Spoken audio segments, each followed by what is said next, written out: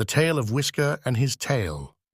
Once upon a time, in a cozy little village, there lived a mischievous cat named Whisker. Whisker was not like the other cats. He didn't like chasing mice or climbing trees. He had only one goal: to lose his tail. "Why do I need this wiggly, twitchy thing following me everywhere?"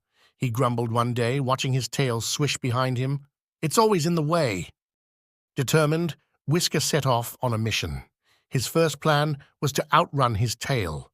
He ran faster and faster, zooming past flower beds, leaping over fences, and skidding around corners. But no matter how fast he went, his tail kept up. Fine, plan B. He climbed onto the roof of the barn, thinking he could leave his tail behind if he jumped high enough. With a dramatic leap, he sailed through the air and landed in a haystack. His tail flopped beside him. "Still here?" he sighed, spitting out hay. Next, he tried to hide from it. Whisker squeezed into the tiniest box he could find. "Ha! No room for you now." But the tail just curled in after him, wagging happily. Frustrated, but not ready to give up, Whisker had one last idea.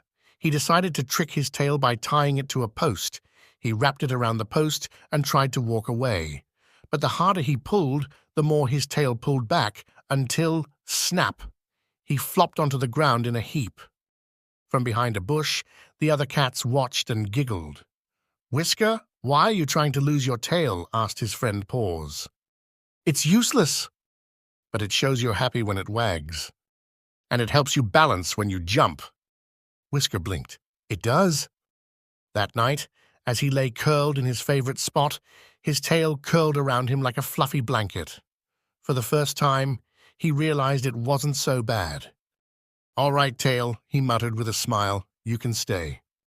And from that day on, Whisker and his tail lived happily ever after, together.